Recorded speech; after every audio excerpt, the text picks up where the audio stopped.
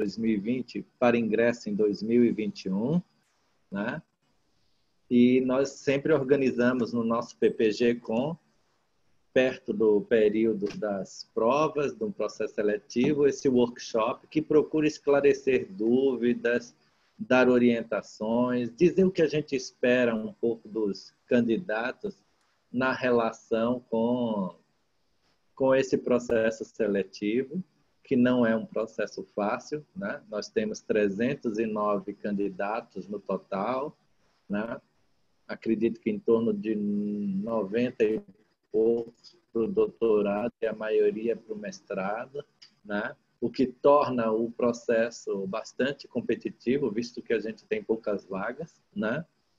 E nessa determinação, a gente também procura dar uma orientação para que vocês tenham claro esse processo digitalizado ou remoto que a gente está fazendo para o processo seletivo, que para nós também é uma novidade, é a primeira vez que a gente está realizando o processo desta maneira, mas, enfim, que temos encontrado boas soluções, boas colaborações, e a gente vai sair divulgando tudo, e a oportunidade hoje é justamente para esclarecer dúvidas, dar orientações gerais, falar do que o programa espera desse processo para vocês. Tá?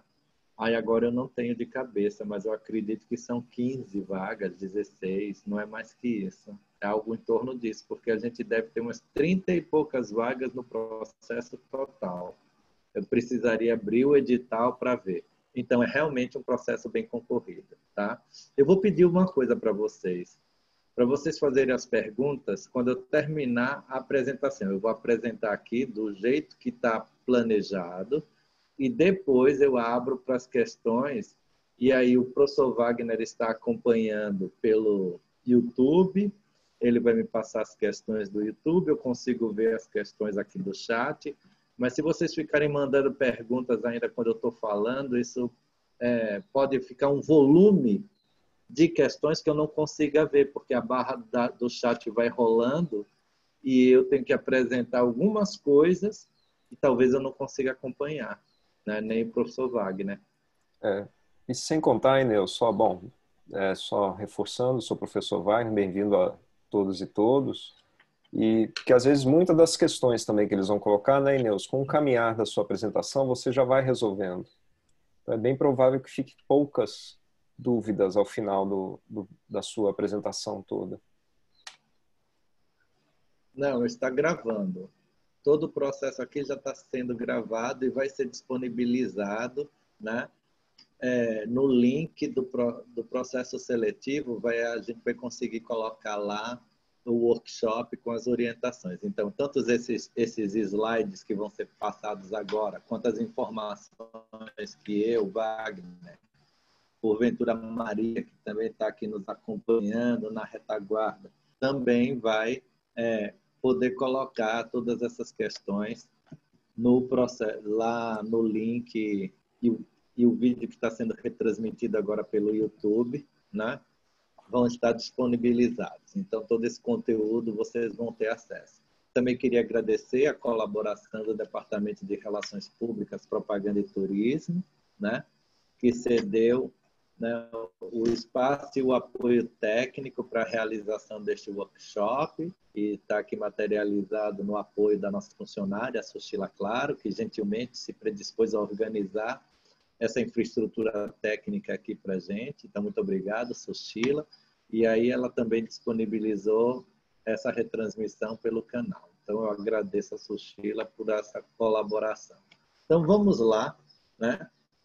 A professora Roseli pede desculpas, ela não pode estar presente. Hoje, então, eu estou na função realmente de representar o programa como vice-coordenador e também como quem está ingressando junto com os colegas o processo seletivo do PPG-Com para ingresso 2021. Bom, então, a gente, todo ano, como eu disse, a gente faz essas apresentações de workshop para tentar dar orientações, dizer o que a gente quer, né, desse processo.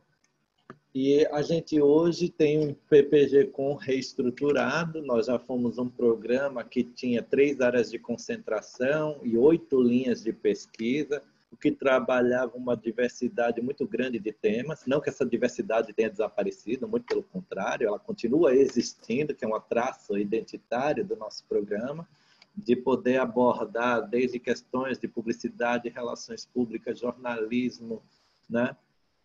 Ficção televisiva, teoria da comunicação, novas tecnologias em comunicação.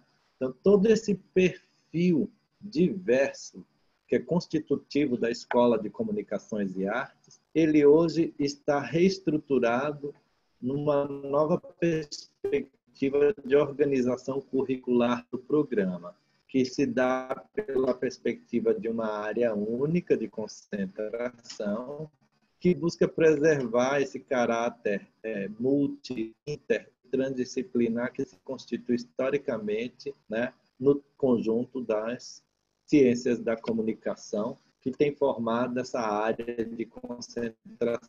A área de concentração funciona como um grande guarda-chuva temático, né, na estrutura de um programa de pós-graduação, e essa estrutura, ciências da comunicação, é a estrutura que nos dá esse grande guarda-chuva, essa identidade, né? E nós nos organizamos em linhas, né? O objetivo de ter trabalhado esse grande guarda-chuva era de seguir, né, uma perspectiva da área de concentração de ciências da comunicação para promover um panorama epistemológico do próprio campo, traduzido uma visão pluralista, né, agregadora das diversidades temáticas e de objetos de pesquisa. Vê também a questão das hibridizações provenientes de campos correlatos, como a gente tem a relação comunicação-educação e as questões da educomunicação, né? E inovações decorrentes de vertentes teóricas emergentes.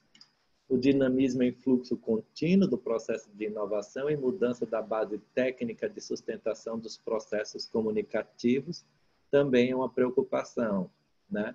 E essa interface entre linguagens, meios públicos e processos decorrentes de toda uma conjuntura apresentada nos itens anteriores, mas que especialmente a partir da condição da digitalização permeia esses objetos comunicacionais. E o quinto, que o papel do campo da comunicação assume hoje na sociedade uma resultante de mudança de base material. Mudam-se as materialidades da comunicação e esse guarda-chuva, então, passa a abrigar 3 linhas que permitiu uma configuração e uma redistribuição do corpo docente melhor organizado nessas perspectivas. Então, a gente tem uma primeira linha, comunicação, redes e linguagens, objetos teóricos e empíricos. A segunda linha, processos comunicacionais, tecnologias, produção e consumos. Comunicação, interfaces e institucionalidades, como a terceira linha. Veja, a gente vai ter um descritivo de cada uma delas. Quando vocês se inscreveram, vocês marcaram a linha uma dessas linhas no processo de ficha de inscrição de vocês. A gente já recebeu um montão de e-mails, né, durante esse feriado, durante a liberação dos inscritos e a confirmação, mas o feriado de ontem atrapalhou um pouco, né? Essa reorganização. A gente recebeu um monte de e-mail de pessoas que alertaram que haviam marcado o curso errado, em vez de marcar mestrado, marcaram doutorado e vice-versa, ou que marcaram uma linha inadequada. Na realidade, queriam a linha 1 e marcaram a linha 2, e assim vai, né? Todos esses processos que foram solicitadas correções quanto a isso vão ser atendidos, né? Mas a gente ainda não teve tempo hábil para responder a todos, tá? Então vocês fiquem tranquilos. Quem mandou e-mail reclamando, né, que havia marcado linha errada ou curso errado e que fez a solicitação para o e-mail do processo seletivo, terão suas inscrições devidamente corrigidas, tá? Isso é a primeira coisa que eu quero dizer.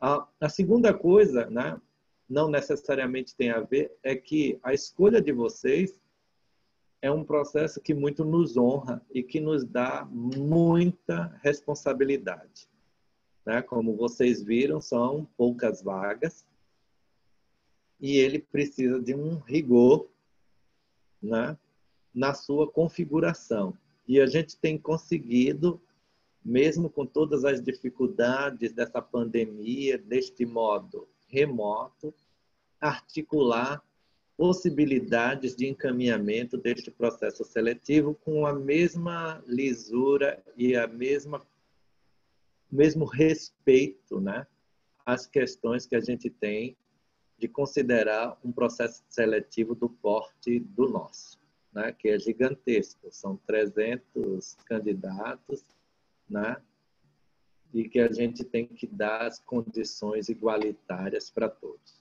Bom, voltando então às questões da estrutura do PPG-Com, essa estrutura curricular é onde vocês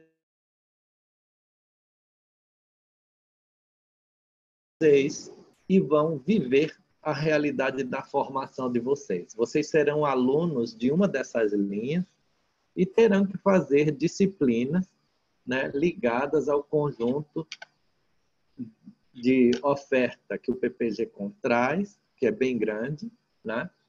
E que vocês aí vão fazendo e participando das atividades de vocês. Bom,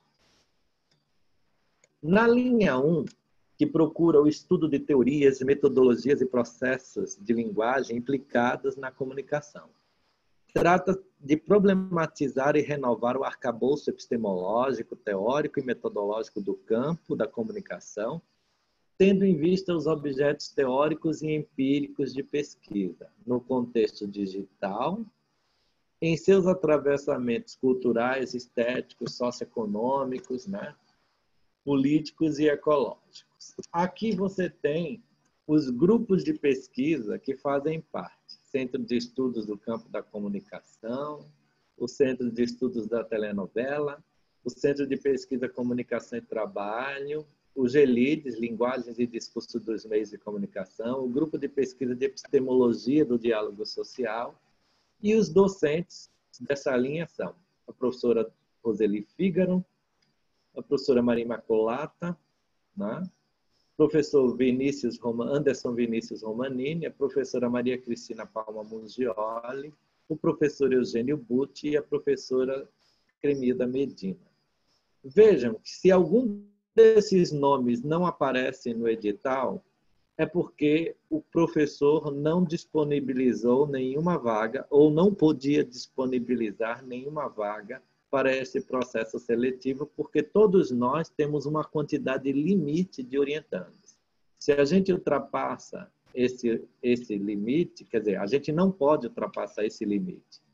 Então, se a gente chega a 7 e 8, em algumas exceções, né, a gente não pode abrir vaga no processo seletivo do ano seguinte. Então, se algum nome, porventura, que está mencionado aqui, não estiver na lista do edital, né, das vagas do edital, é porque este colega não possui vagas e ele está com aquele total de orientandos previstos, tá? A segunda linha é a processos comunicacionais, tecnologias, produção e consumo, que estuda os processos de comunicação, tecnologias digitais, linguagens, redes e formatos no contexto da ecologia das mídias, da cultura e da economia. A abordagem teórica e metodológica trata das relações entre comunicação, tecnologias e seus consumos, consumo midiático, consumo mediatizado, problematiza as relações desde o âmbito da produção ao da recepção e circulação de significados e de narrativas no cotidiano das pessoas, instituições e da nossa sociedade. Então, os grupos aqui são o Com Mais, Grupo de Pesquisa, Comunicação, Jornalismo e Mídias Digitais, o AlterJó, Jornalismo Alternativo, o GESC 3, Grupo de Estudos Semióticos em Comunicação, Cultura e Consumo, o GEIC, que é o Grupo de Estudos da Imagem e Comunicação, o Laboratório 4C, Centro de Pesquisa em Comunicação e Ciências Cognitivas, e os professores que compreendem a dinâmica desta linha são as professoras Elizabeth Saad, eu, né? A professora Clotilde, o professor Luciano Maluli, o professor Wagner, que está aqui conosco, e o professor Leandro Batista, né? A gente também tem uma terceira linha, Comunicação e Interfaces e Institucionalidades, que estuda a comunicação em suas interfaces sociais, tecnológicas e institucionais.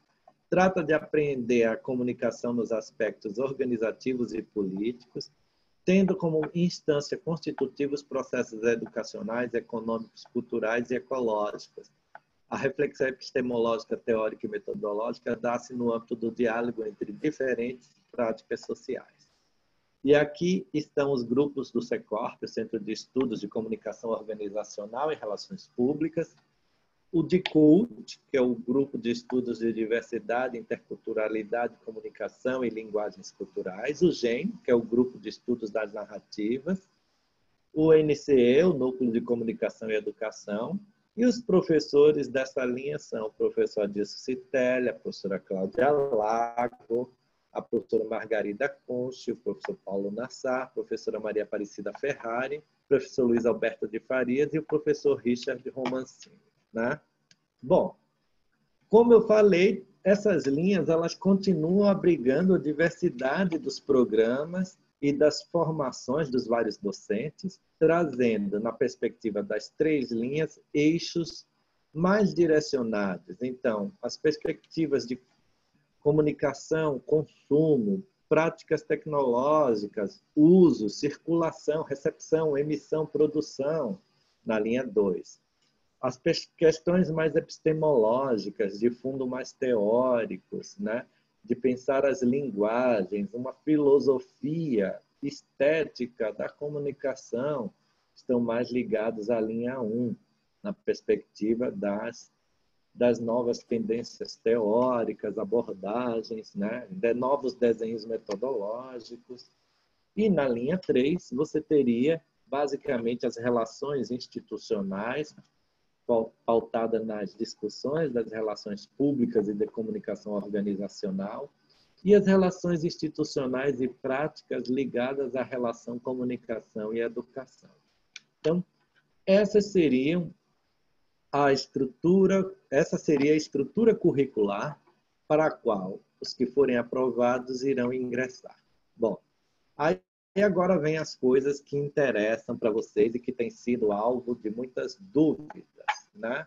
Vocês vão ter que enviar os documentos entre os dias 19 e 20. Vocês vão receber um link com um formulário. Esse formulário vai ter espaço para anexar aqueles documentos que são solicitados no item 4.2 do edital. Tá? Esse item 4.2 do edital diz quais são os documentos necessários para a realização da inscrição que autoriza vocês à prova. Dentro desses documentos, há uma declaração de idoneidade, que na prática é uma declaração de autoria e de responsabilidade sobre os conteúdos da prova e do projeto. Essa declaração será encaminhada junto com este formulário com um modelo. Então, vocês não se preocupem em pensar num formato, num modelo, porque vocês vão receber com o link para o formulário todas as informações necessárias e o modelo dessa declaração de idoneidade, que na prática vocês vão ver que é uma declaração de autoria e de responsabilidade sobre o conteúdo da prova e do projeto, né?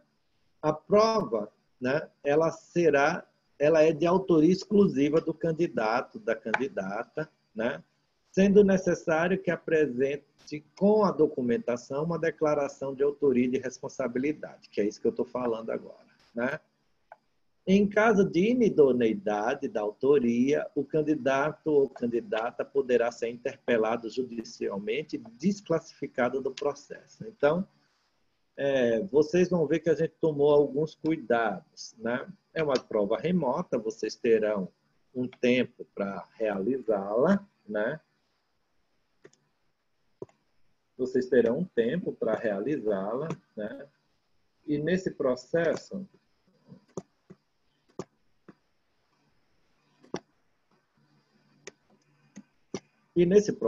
vocês vão ficar preenchendo lá as questões da prova. Então, assim, vocês vão estar na casa de vocês, não vai ter nenhuma fiscalização de câmera, né?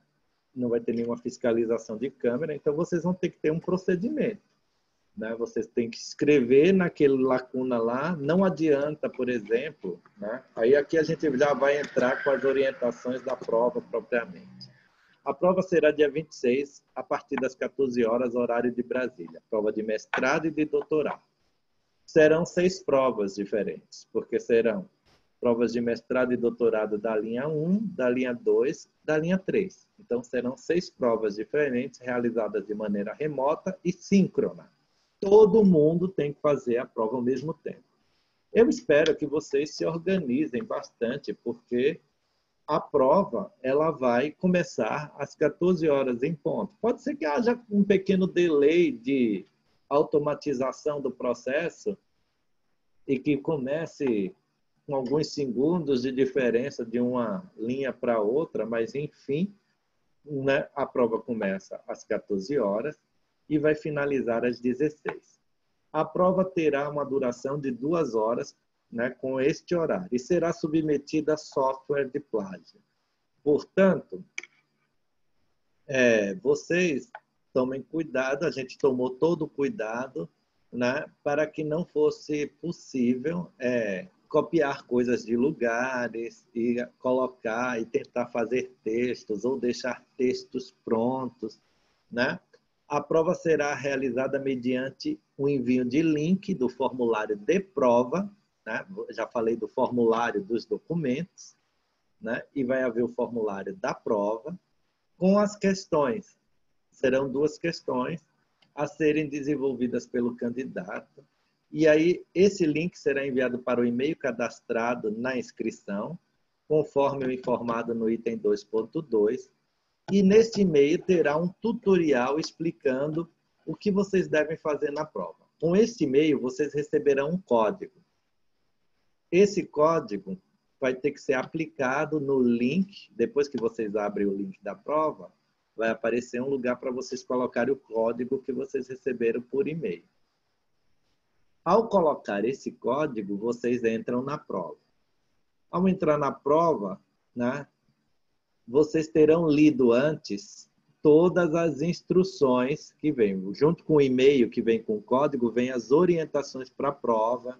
A gente vai colocar um pequeno vídeo tutorial de explicar como é que tem que proceder com a prova, porque você tem que ler todas as questões, né? Você não vai poder, por exemplo, digitar sua prova no Word e colar na célula, né? A ferramenta copy-paste, ela é proibida. Vocês têm que digitar a prova naquele espaço.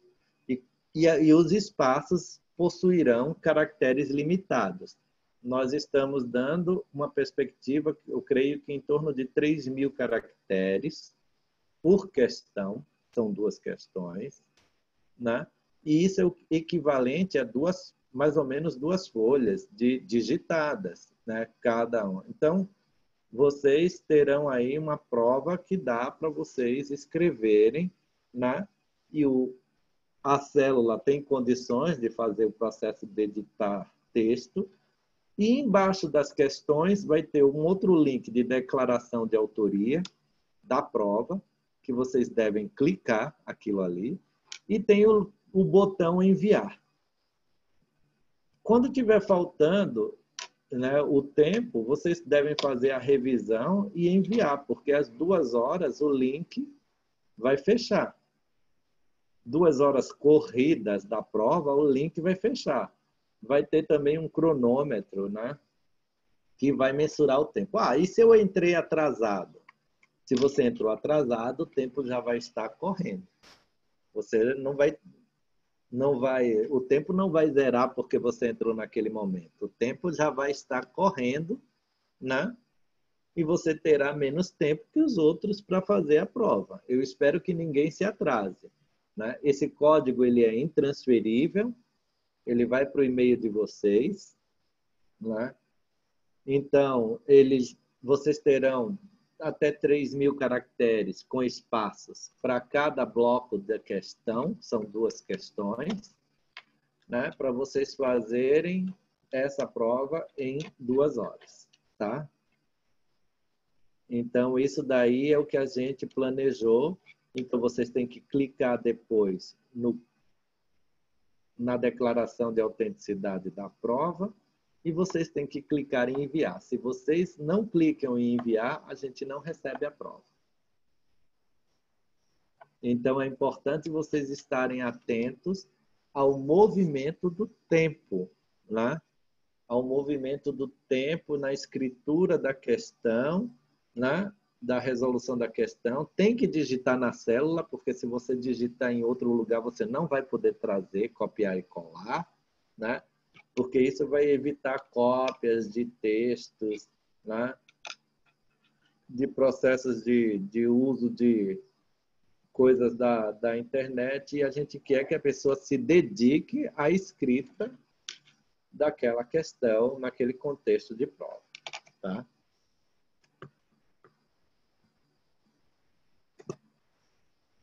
A bibliografia indicada, né, serão na linha 1, a gente tem o Morozov, na linha 2 a gente tem o Churran no enxame, né?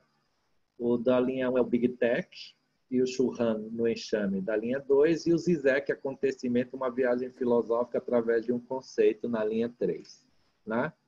A linha 2 optou por um livro de mestrado e outro de doutorado, né? Que é o mesmo da linha 1, no final das contas, né? E eu acho que essa é a única diferença. Todos tiveram acesso a essa bibliografia. Então, vejam só, nós faremos uma prova que tem um grau de dificuldade frente também à quantidade de candidatos e também as condições em que elas serão feitas. Então, vocês têm aí um tempo para se preparar, né? Considerando todo o fato de que é apenas um livro por linha de pesquisa, né? Colocado para o processo de avaliação. Então, aí tem aí um facilitador e um complicador, que é justamente a exigência que vai se ter na perspectiva da escrita, né?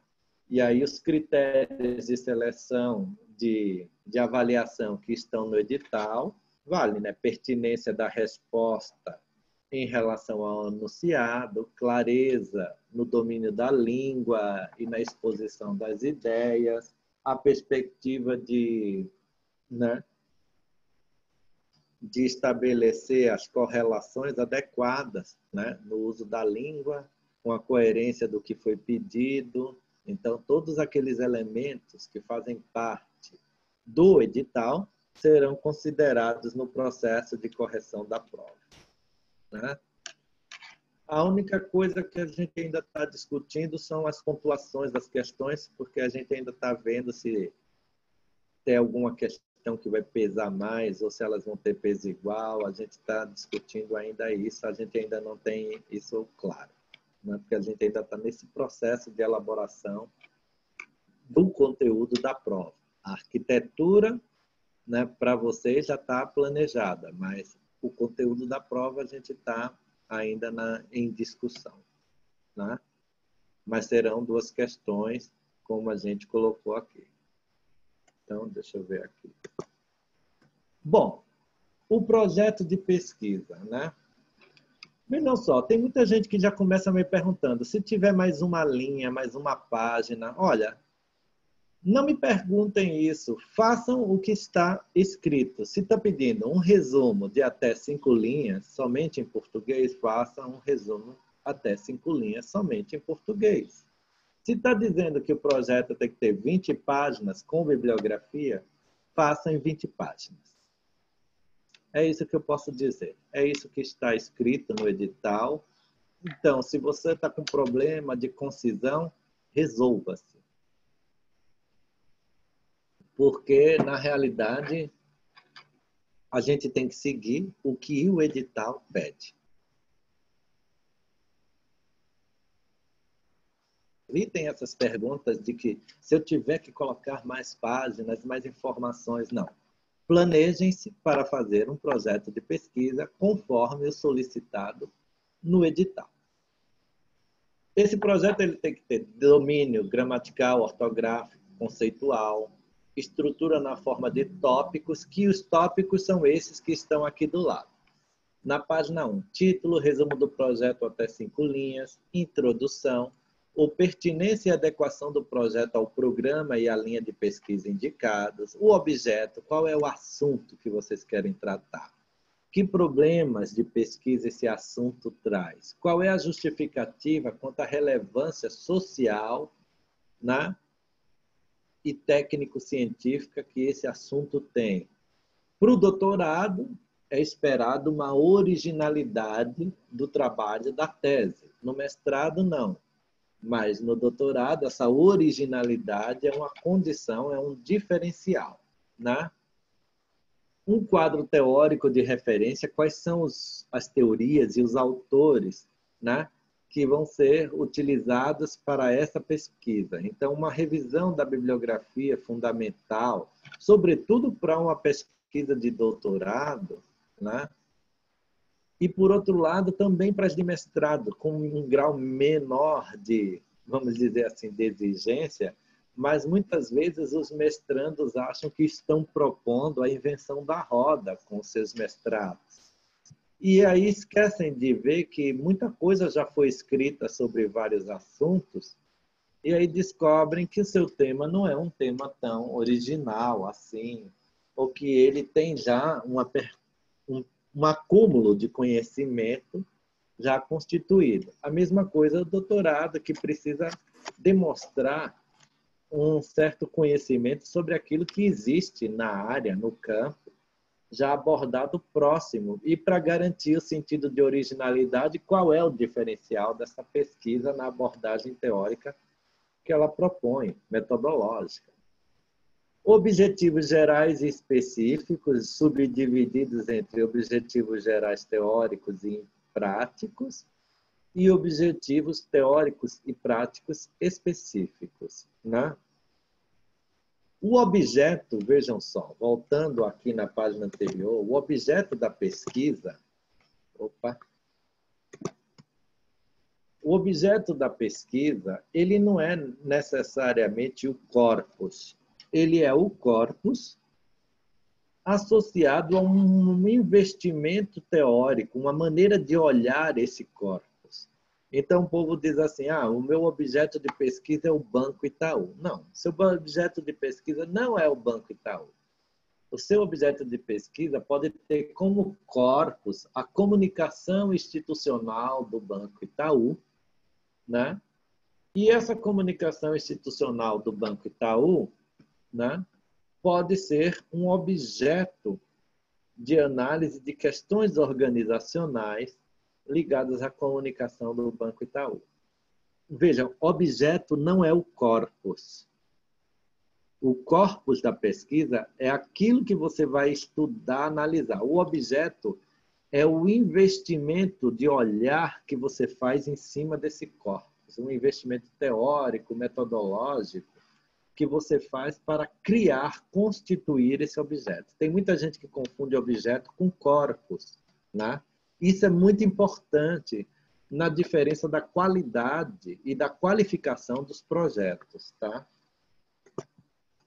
E esse quadro teórico de referência são aqueles autores e teorias que você mobiliza como sendo fundamentais para a realização da sua pesquisa. Percebendo que você também tem que colocar isso em o que você quer atingir com essa pesquisa. Em termos práticos, né? E o que você quer atingir nessa pesquisa em termos de objetivos específicos que fazem parte desse conjunto de ações que vão construir esse objeto teórico e prático em termos de objetivos gerais, né? E aí vocês precisam descrever as metodologias. É outro ponto de diferencial importantíssimo no projeto, porque todo mundo fala assim, eu vou fazer revisão de literatura bibliográfica, fazer umas entrevistas e ponto. Será que todo projeto precisa de entrevista? Por que a entrevista está no seu projeto? Quais são as técnicas de investigação que você vai utilizar? Sua adequação ao seu projeto, ou melhor, ao seu objeto, né? A adequação das técnicas, elas têm que ir ao objeto. Elas têm que ir ao encontro do objeto. E aí você vai ver as considerações finais. O que é que você vai falar aí? Aí você vai dizer o seguinte, quais são as dificuldades para realizar essa pesquisa, né? Quais são as vantagens, por que você quer realizá-la e quais são as facilidades que você tem, né? Se você tem contato, facilidade para o trabalho com o campo, acesso às pessoas no campo, tudo isso tem que ser colocado aqui nas considerações finais para a gente trabalhar uma perspectiva de viabilidade e execuibilidade do projeto. Um sumário de pesquisa, né? Como é que você imagina que será sua dissertação ou sua tese em capítulos, né? Eu, particularmente, não gosto de muitos tópicos com subtópicos, muitos subtópicos. Eu prefiro que seja uma coisa enxuta. Se eu vejo que tem muito subtópico, subitens, aí eu acho que a pessoa não tem muito claro o que ela quer. Isso é uma questão minha, não é uma questão de todos. Tem gente que acha interessante ter aquele mapeamento super detalhado, 1.1.1, 1.1.2, 1.1.3 e assim vai. Eu, particularmente, não gosto desse tipo de construção de sumário, porque eu acho que ele expande demais as coisas e tira a objetividade do que se quer discutir, sobretudo nesse processo de avaliação. Então, esquematizar o projeto em partes, capítulos, tópicos, subtópicos, as referências, que devem ter no máximo 3 páginas, o projeto de doutorado em relação ao projeto de mestrado deve apresentar maior grau de elaboração teórica e metodológica e maior grau de profundidade e complexidade do objeto de pesquisa, com o ineditismo, originalidade da temática e obrigatoriedade de hipóteses na pesquisa, né? Então, vejam só, e tem um cronograma de pesquisa que tem que ir no item 9, depois das referências, e esse cronograma de atividades, ele tem que ter até 2 anos e meio para o mestrado e até 4 anos para o doutorado, 48 meses. A gente pede 24 meses, né?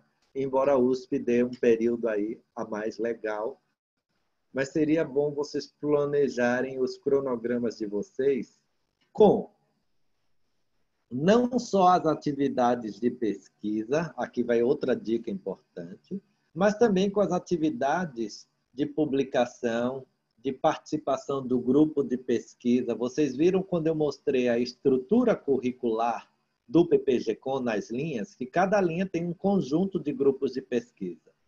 Provavelmente o orientador de vocês, a orientadora, estará afiliado a um desses grupos e vocês devem participar das atividades desses grupos de pesquisa. Então, a atividade de vocês do mestrado e do doutorado não é uma atividade só de fazer as disciplinas e fazer a sua pesquisa de dissertação ou tese. É também todo um programa de formação que vai envolver estágio docente. Vocês vão ter que fazer estágios docentes para dar aula na graduação, né? Vocês vão ter que fazer publicações. O mestrado tem uma quantidade de publicações, são 2, e o doutorado tem 6 publicações em 4 anos, então vocês vão ter que fazer 6 publicações em 4 anos, né? Você tem que participar das atividades de grupo de pesquisa. Então, tudo isso tem que estar dimensionado nesse cronograma de atividades. A pessoa que dimensiona só a sua pesquisa no cronograma e as disciplinas, ela está em desvantagem em relação a outros que dimensionam um programa de estudo mais completo. Tá? Então, essas questões sobre o cronograma de 2 anos para o mestrado e 4 anos, né? 24 meses para o mestrado e 48 para o doutorado, né? São importantíssimos para a gente ter uma ideia de como vocês têm uma ideia de planejamento da pesquisa de vocês, né? No cronograma. Precisa, porque vocês têm que ter um tempo para fazer as disciplinas. E se aconselha que todas as disciplinas sejam feitas, tanto no mestrado quanto no doutorado, no primeiro ano. Portanto, vocês têm até 4 disciplinas para fazer no mestrado e até 3 disciplinas no doutorado. Essas disciplinas têm que ser feitas no primeiro ano. Então, o primeiro ano é dedicado às questões de formação de disciplina. Por quê? Porque vocês têm que qualificar, e vocês só podem qualificar se as disciplinas estiverem concluídas. Então, é bom. E se elas não estão concluídas, você pode perder o curso, porque a qualificação é o exame intermediário que permite você continuar a conclusão da sua dissertação e da sua tese. Se você não cursou as disciplinas, você não integralizou os créditos mínimos necessários. Então, o primeiro ano tem que ser para cursar disciplinas, fazer preparatórios, apresentar pelo menos 2 ou 3 trabalhos, né? Em congressos, com publicação em anais, enfim. Vocês aí têm um tempo para se ambientar e fazer todas as atividades que o programa oferece. Aula inaugural, seminários, professores convidados que dão disciplinas estrangeiros e nacionais. Então, a qualificação ela é diferente para o mestrado e para o doutorado. Se preocupem mais com a seleção. Tem um período para cada um fazer a qualificação, né? O período da qualificação se eu não me engano, são 18 meses no mestrado e 12 meses, né? 12 meses não, 24 meses no doutorado, né? Na metade, mais ou menos, dos cursos, né? Na metade do curso de mestrado, você tem que estar qualificado e na metade do curso de doutorado, você tem que estar qualificado. Então, é mais ou menos isso. No regimento da USP, tem os prazos para a realização dos exames de qualificação de mestrado e doutorado, tá? Mas vocês têm que ter o horizonte de que vocês têm que ter o prazo de qualificação, o prazo para cursar as disciplinas. Então, se vocês não têm isso, um candidato que tem mais claro essas coisas, ele está em vantagem em relação a outros, né? Porque ele tem o seu programa de estudo bem elaborado. Pensem o seguinte: o projeto de pós-graduação é um projeto de vida. Você tem que ter disponibilidade temporal. Não interessa para a gente uma pessoa que vem aqui só para fazer as suas aulas, escrever a sua dissertação e voltar e defender. Ela tem que cumprir uma série de coisas nesse programa de formação. E se ela for bolsista, ela ainda tem mais obrigações, né? Então, vejam, Não, como assim 2 qualificações? No mestrado não tem, só existe uma qualificação por curso. O exame de qualificação é um exame intermediário. É um exame intermediário que deve estar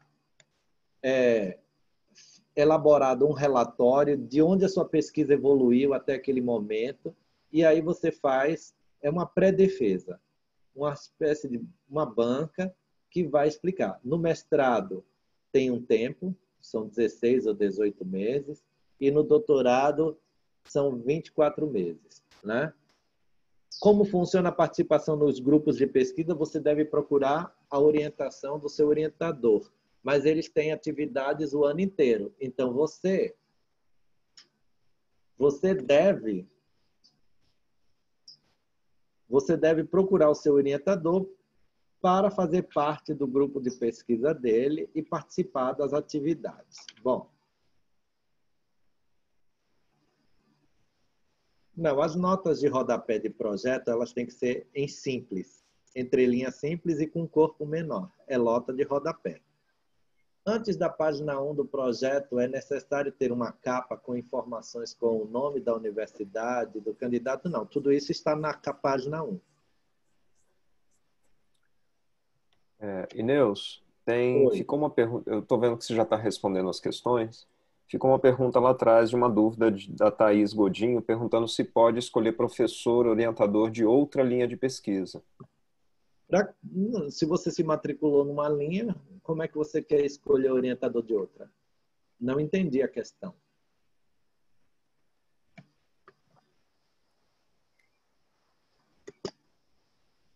Bom, vamos lá. Eu estou mapeando aqui as perguntas, Não Ineus, eu vou te existe. passando.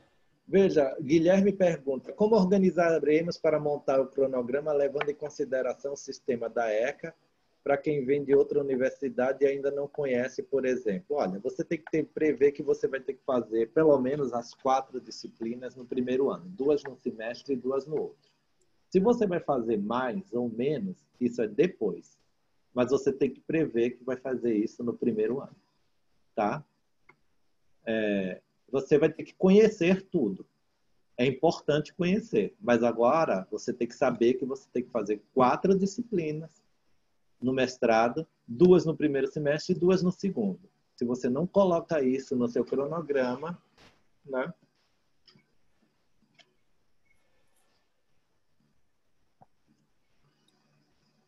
A Bruna Bolsas, pergunta... bolsas, estamos num processo difícil. O PPG Com ainda possui bolsas, né? Mas as bolsas elas estão ficando cada vez mais escassas dentro da atual conjuntura de governo que a gente tem, né? Que a gente está vivendo. Mas ainda temos algumas bolsas, a gente lança os editais, os alunos se inscrevem e tentam pleitear a bolsa e a gente faz uma classificação dos projetos em função do número de bolsas que tem e aí a gente vai classificando e vai concedendo as bolsas, tá? Ineus, a Joana e também antes a Bruna pergunta sobre a questão do orientador. Se precisa indicar o orientador pretendido e se eles atuam na escolha do orientador. Eu não entendi a dúvida das pessoas. Primeiro, a gente não indica orientador, a gente indica a linha, né? Na entrevista, pode ser que perguntem quem você quer para orientador, mas uma das vantagens é linha, né? Então, você tem que indicar a linha de pesquisa. Normalmente, a gente pergunta na entrevista que candidato você quer, né? A capa entra na contagem dessas 20 páginas e, assim, Então eu faço uma retificação, Ineus, porque eu respondi a eles que não entrava. Foi equívoco meu. Não, ela conta, vai já o título, o resumo do projeto, né? Esse título e desse resumo, nesse lugar onde tem o título, né? Tem uma capa antes. Ah, é verdade, a capa não conta, tem razão, porque aí você tem o título com o resumo e você tem uma capa antes que vai com a perspectiva da universidade, essas coisas todas. Mas é uma coisa tão óbvia, né?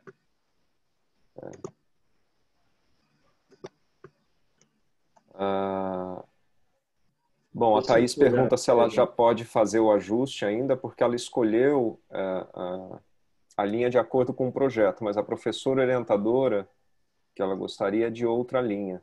ela vai querer solicitar a mudança de linha. Há tempo para isso ainda, Inês? Olha, e você tem que escrever, porque quem sabe disso é a Maria. Eu acredito que sim, ela recebeu todos esses e-mails hoje. Então, eu acho que você tem que, né? Você tem que pedir isso hoje, né?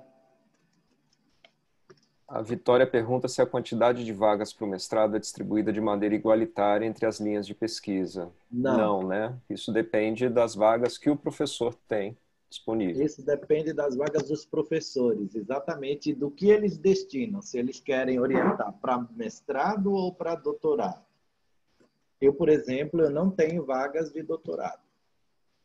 Eu estou com muitos orientandos de doutorado, eu só abri vaga de mestrado. Então, eu só vou ter vaga de mestrado. Tá? Daniele pergunta se ela pode entrar numa linha de pesquisa e frequentar grupo de pesquisa de outro. Eu acho que isso depende do orientador, né? Isso depende do orientador concordar com isso.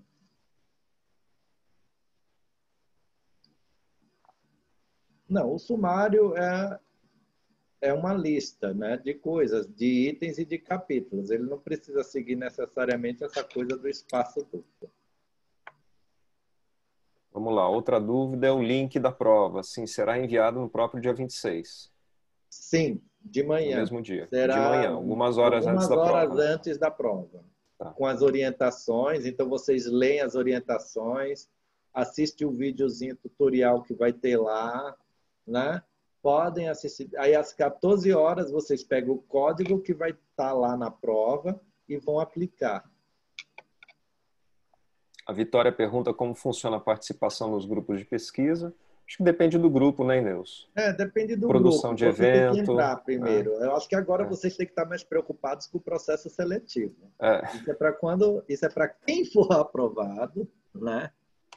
E entrar, né? Vocês agora têm que se preocupar em apresentar um bom projeto. E aí tem uma pergunta: pode consultar o livro durante a prova? Olha, quando é presencial, não há permissão para consulta de livros, mas vocês vão estar em casa, não tem câmera, não tem nada. A única coisa que tem é que vocês só vão poder digitar no espaço. Se vocês vão consultar alguma coisa, né? É uma questão de cada um, né? O que a gente quer é que essa escrita seja uma escrita do candidato, né? Bom, outra pergunta aqui, Neus. Eu estou acompanhando aqui a ordem das colocações. De novo, só para deixar claro, não tem como mudar a linha de pesquisa. A linha de pesquisa precisa ser definida no momento da inscrição, correto? Exato. Estão perguntando assim se podem mudar a linha de pesquisa durante o processo. Não, durante o processo, não. Não. Só se houve erro. O que a gente está corrigindo agora é o que veio, o que está chegando de e-mail agora no final de semana que pediram correções, que disseram que está errado. Agora, mudar porque voluntariamente, porque quer, não. E mesmo nossa avaliação, a gente não tem essa transferência entre professores de linhas, né? Não. Não. Bom, a capa sim, precisa de capa, né? A Liz Precisa pergunta de de capa, novo. com o nome da universidade, Isso. na, a linha indicada, tudo. Quantas disciplinas no doutorado? São 3. 3 disciplinas. Tanto para o título. Pessoal, as 5 linhas somente para o resumo, né, Neus? Não diz respeito ao título. Não diz respeito ao título. Isso. Precisa de sumário no projeto? Sim, está pedido. É um item do projeto.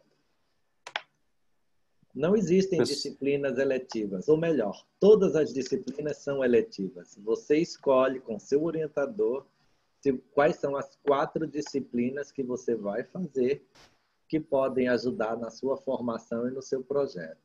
Agora, vejam só, vocês não estão num curso de mestrado só para cumprir as 4 obrigações. Eu, por exemplo, eu fiz 8, 9 disciplinas quando eu fiz o meu mestrado.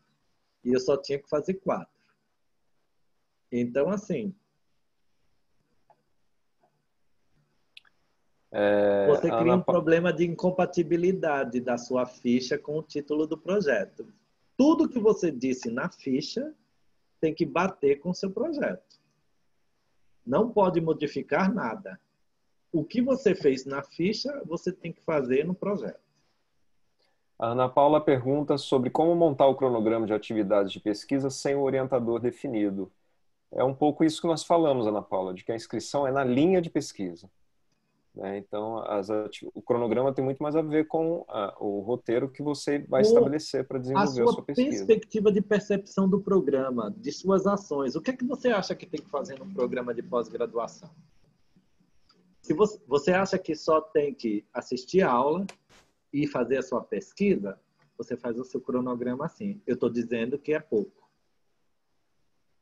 Então, você tem que saber que você tem que fazer as disciplinas, que você tem que participar de preparatórios para o estágio docente, que você tem que participar das atividades do programa, aula inaugural, seminários promovidos pelo programa, disciplinas com professores convidados. Você tem que colocar aí uma dinâmica de tempo, publicações. Tem gente que não coloca as publicações que vai fazer, né? Quais congressos você acha que você vai participar? Né? Então, vejam só, a segunda parte, né, tem uma disciplina aqui. As disciplinas não são a mesma no cada semestre. Cada semestre é um conjunto de disciplinas diferentes. Então, quem oferece no primeiro semestre não oferece no segundo. A tendência é essa, tá? Bom, uma questão aqui. O fato do professor não estar no edital elimina totalmente a chance de conseguirmos que ele seja o nosso orientador. Sim. Sim. O envio de documentação deve mandar a comprovação da produção que está no Lattes? Não. Não há necessidade. Cardoso, não há necessidade. 68. Até porque quando você preenche o Lattes, você preenche uma declaração de autoria e responsabilidade de que os dados que constam ali são verdadeiros, né? Sim, analisamos. Murilo pergunta para qual todos os slides. Para qual e-mail ele manda retificando a linha de pesquisa? É o mesmo e-mail que entrou do processo seletivo. E-mail do processo seletivo. A Mayra pergunta sobre a questão da prova. Sim, relacionado ao projeto de pesquisa, isso está especificado no edital, pessoal. Já reproduzi isso aqui, o item 4.5.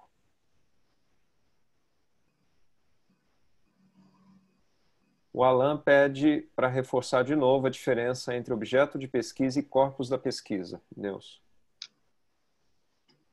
Bom, objeto de pesquisa, você tem um corpus, uma coisa prática que acontece na vida da comunicação que você quer estudar, né? Essa coisa prática, essa coisa real com que você se relaciona, que você chama de objeto, na realidade é um corpus. O corpus é quando você pega o objeto é quando você pega este corpus e investe dele num questionamento passível de investimento teórico, metodológico, para entender algum processo. E aí ele deixa de ser simplesmente um material empírico e passa a ser um objeto de pesquisa, porque ele está investido de um olhar teórico, metodológico, para traduzir problemáticas da realidade a qual ele se refere, dentro do contexto do campo, né? Então, você tem sempre que buscar uma perspectiva de corpus em relação à construção de um objeto, né? Quando eu dei o exemplo do Banco Itaú, o Banco Itaú é corpus, né? A comunicação do Banco Itaú é corpus. Agora, o olhar que eu vou ter sobre essa comunicação, eu posso olhar a comunicação publicitária e os conceitos ligados às causas. Veja, quando eu faço... E qual é o problema? Como é um banco assumir as causas sociais? Em que medida isso é uma argumentação real do trabalho da marca? Então, veja, quando eu estou nesse nível, eu estou na construção do objeto, não estou mais na construção do corpus. O corpus já está dado, eu só preciso trabalhar ele nas suas problematizações, né? O link da prova é de acesso único. Se alguém tentar usar o mesmo código, não vai funcionar, porque aquele código já está computado que ele está sendo utilizado, né?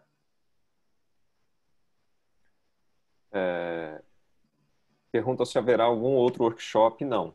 Não, não vai haver Após outro a prova workshop. dissertativa. A gente ainda não entrou no trabalho do sistema de cotas. Eu vi aqui como é que vai ficar a coisa das cotas, das 24 vagas em cotas. Nós ainda não temos, nós ainda não aderimos às políticas de cotas. A gente está, porque a USP passou por vários processos de transformação de regimento. A gente atualizou o regimento ano passado. Quando a gente ia fazer este ano a inclusão do sistema de cotas, veio a pandemia. A gente não conseguiu mexer com esse tipo de burocracia. Portanto, as 24 vagas elas serão disputadas, né, sem os processos de cotas. Tá? Alguém pergunta aqui sobre a possibilidade de mudar o título do projeto, Inês. Não, não pode mudar o título do projeto. Você escreveu na ficha, você tem que manter o título da ficha. Pode usar citação direta do livro na prova? Pode. Claro. Pode. Indicação de página.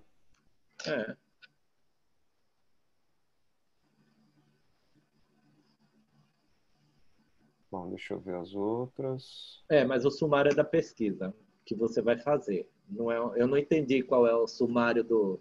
Você está falando de fazer o sumário do projeto, veja? Não, é o sumário da pesquisa que você vai fazer. Porque sumário no final não é sumário, é índice. Né? Quando vem no final, não é sumário, é índice. Né? Então, o que se pede no final é um sumário da pesquisa que você pretende fazer. Se tiver problema de conexão durante a prova e não for entregue, consigo entrar novamente com esse código? Consegue, mas dentro do tempo hábil. Se não houver tempo hábil, está escrito em edital. Nós não nos responsabilizamos pelas questões de conectividade dos candidatos. Tá? Então, os candidatos, né, vão ter que garantir a sua condição de conectividade. Na prova será... Não, eu não posso falar das questões da prova. Na prova, né, já perguntaram isso lá em cima, não foi contemplado neste webinar. Na prova será exigido que falemos do nosso projeto. Caso positivo, fazemos alguma citação direta apenas ou mencionamos de uma forma mais geral.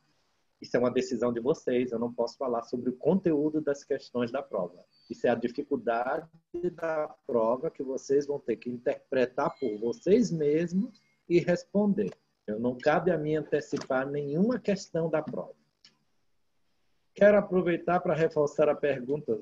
O sistema está preparado para receber todos os projetos ao mesmo tempo, sem risco de sobrecarga e ficar fora do ar? Está.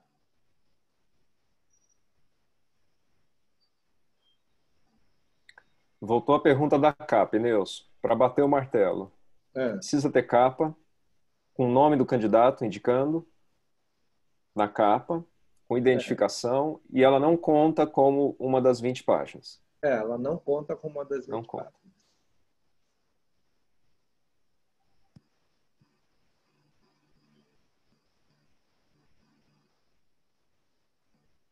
O livro pode ser citado com indicação de aspas, páginas, pode. Só que eu acho que vocês vão perder uma perspectiva autoral. Né? O que a gente quer da prova não é uma capacidade de citar. A gente quer uma capacidade de interpretar. Se você começa a fazer citações do começo ao fim, né? Pessoal, novas questões aqui sobre questão da documentação do Lattes. Não há necessidade, tá, de anexar documentos comprobatórios do Lattes.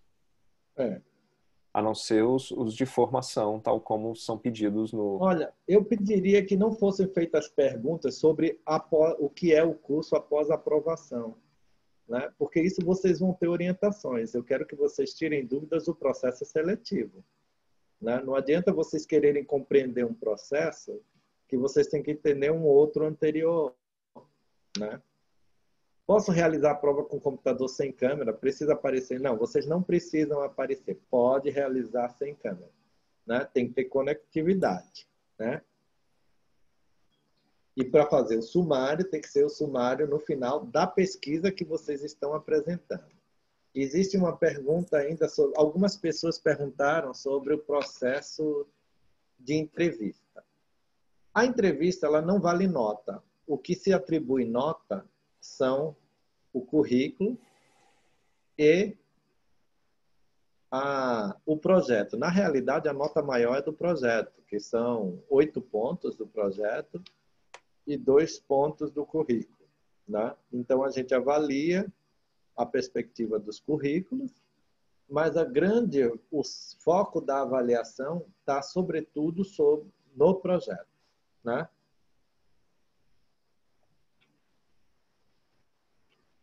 Exato, Vanessa. Essa é a estrutura do sumário.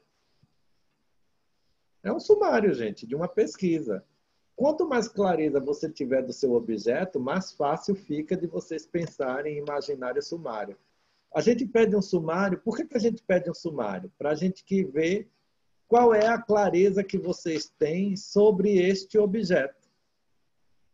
Qual é a dimensão de pesquisa que vocês imaginam sobre esse objeto, né? Para fazer no período de 2 anos no mestrado, né, 2 anos e meio, e para fazer, mas o cronograma tem que ser para 24 meses, e 48 meses no doutorado, né? E aí algumas pessoas perguntaram também da questão da entrevista, né? A entrevista, ela é feita por linha. Ela vai ser agendada e todos os candidatos vão participar desse agendamento. Dependendo de quantos forem aprovados, a gente pode ter mais de um dia de entrevista. Então, a gente vai agendar, talvez, por candidato. A gente precisa ter isso claro, né? Porque a gente já vai ter lido os projetos, já vai ter lido os currículos, e aí a gente vai poder fazer as entrevistas já pautado, né, nessa questão aí do conhecimento que a gente tem sobre os candidatos, né? Mas a gente precisa ver quantos vão ser aprovados para a gente imaginar quantos dias a gente vai precisar de entrevistas para realizar para concluir as nossas avaliações, né? Então, a gente precisa desse tempo, né? E aí vocês vão ser convidados a falar da disponibilidade do projeto, né? Enfim, responder todas as questões que as bancas das linhas solicitarem para vocês responderem, né? Deus, aproveitando, a Ionara pergunta se vale incluir experiências profissionais que não tenham nenhuma ligação com a academia no Lattes. Sim, né? O Sim, Lattes não é só academia. Esse perfil é. profissional também é muito importante. Tem uma pergunta aqui sobre os comprovantes do histórico e diploma, se precisam estar com carimbos e assinaturas atualizadas das secretarias. Acho que não, né? Podem ser Não. os originais obtidos Os a tempo? originais digitalizados, eles já têm os carimbos necessários. É. Não precisa estar atualizado, ser recente.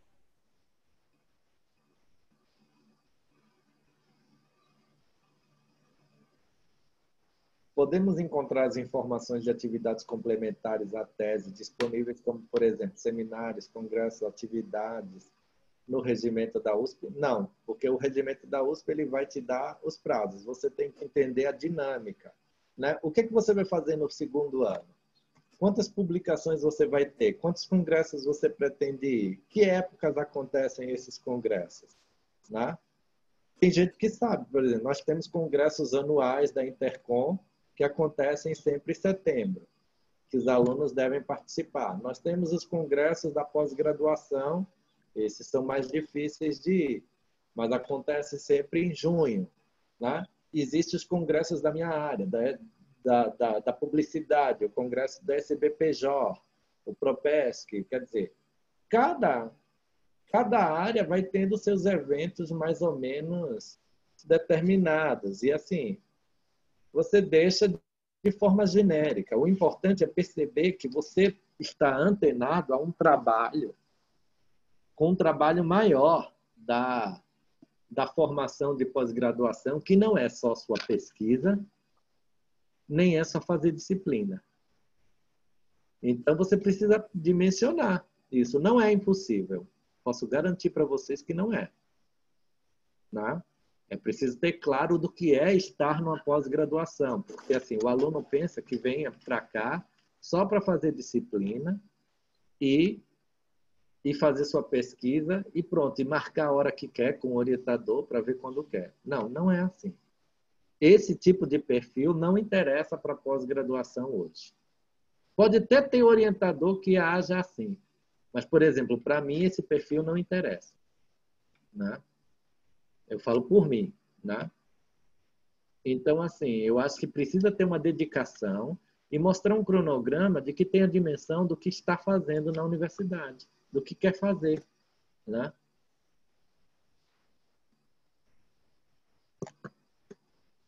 Vocês perguntaram muito rápido, não dá para ver todas as coisas A de... gente tá repassando.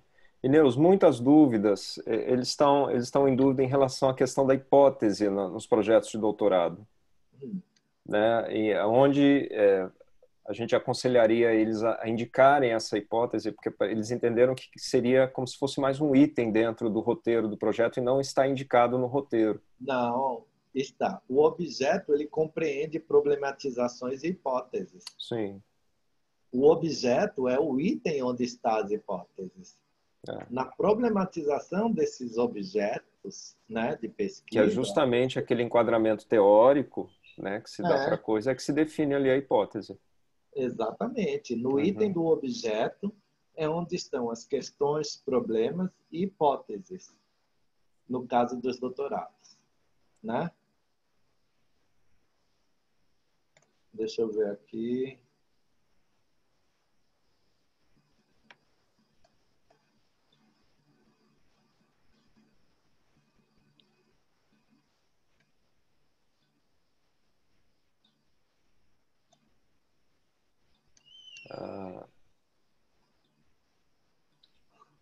Falar um pouco mais dos objetivos, né? Diga. Diga, Maria. A Maria, eu estou vendo que tem muita gente perguntando sobre a identificação no projeto de pesquisa. Eu dei uma olhada no edital, eles estão informando que consta que não é para identificar, mas acho que estão confundindo, né? A identificação que não pode ter é na prova. Assim. Identificação não na verdade, não, a gente supõe que o nome seja óbvio, pessoal, na capa do projeto, o nome de vocês, né? Porque a gente... É porque, na realidade, o que compõe o sentido da capa é aquela ficha de inscrição. A ficha de inscrição de vocês, ela compõe o sentido de capa. Quando era a escritura presencial, é que eu acho que isso é que não ficou claro para vocês. Quando era presencial, como é que acontecia a entrega dos documentos na prova? Vocês traziam, a primeira folha era a ficha de inscrição, e aí vinha o título, o resumo, o projeto, os documentos que a gente pedia e o projeto no final em 3 cópias, que tinha que seguir aquela ordem que a gente pedia, o equivalente ao item 4.2 do edital, que é os diplomas, né? Os documentos todos naquela ordem. Aquilo vinha tudo encadernado. Por que não tem capa? Porque aquela ficha compreende o sentido da capa. Vocês entenderam agora? Se quiserem colocar uma capa, podem colocar, não vai ter, porque é um caso omisso, não está dito que não pode ter capa. Né? E ninguém vai tirar, desclassificar uma pessoa porque colocou uma capa. Né? Não vai ser isso. Né? Mas aquele conjunto de documentos do formulário que vem antes da prova, do dia 19 e do dia 20, inclusive com a declaração de idoneidade, que é uma declaração de autoria e responsabilidade, elas vão compor um conjunto de documentos que vai vir junto com o projeto. e o link do Lattes, que a gente vai poder acessar digitalmente, né? E aí a gente consulta o Lattes e consulta os projetos, né? Dentro da plataforma. Então, é por isso que vocês estão estranhando a ausência da capa. Porque, na realidade, o projeto vinha antigamente acoplado com uma série de documentos anteriores e que a ficha de inscrição é essa capa. Compreenderam agora?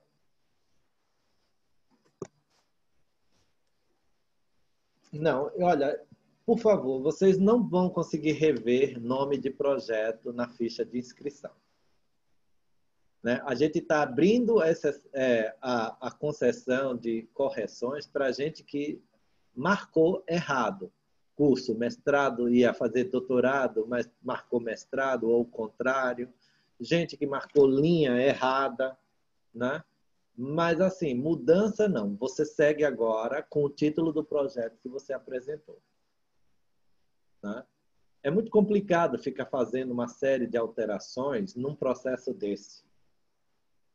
Cada probleminha individual, né? Dentro de 300 candidatos, com uma pessoa ou duas sozinha fazendo, na realidade, uma pessoa é a Maria, que faz tudo sozinha, né? Dessa conferência.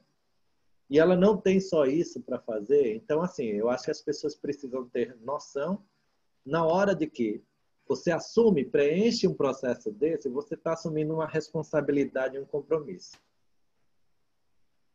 Tá? E aí estão pedindo para eu falar um pouco da diferença entre objetivo teórico e objetivo empírico. Vejam só. Objetivos é o que você quer atingir com a pesquisa.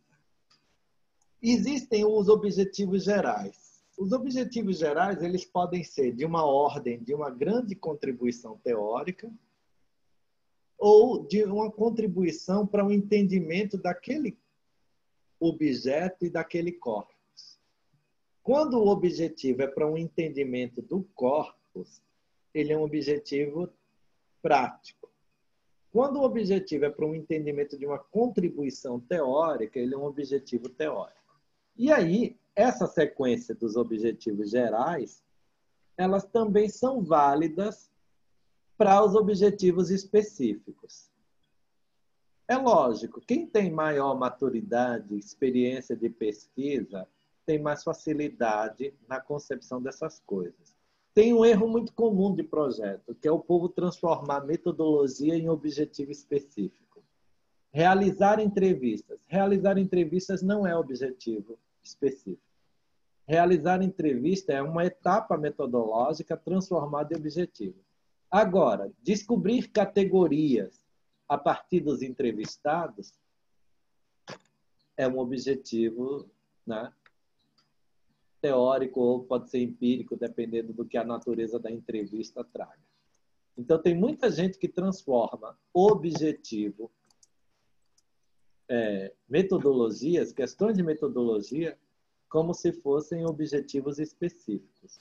Cuidado, isso é uma cilada. Né? O objetivo é algo que você vai contribuir, identificar, analisar, né? Compreender, verificar, demonstrar. Isso são objetivos de teóricos e práticos. Quando é bem relacionado com o corpus e com o objeto, é mais da ordem prática. Quando ele é relacionado a uma dimensão de compreensão da realidade das coisas, do objeto, num sentido mais amplo, ele é de ordem mais teórica. Né?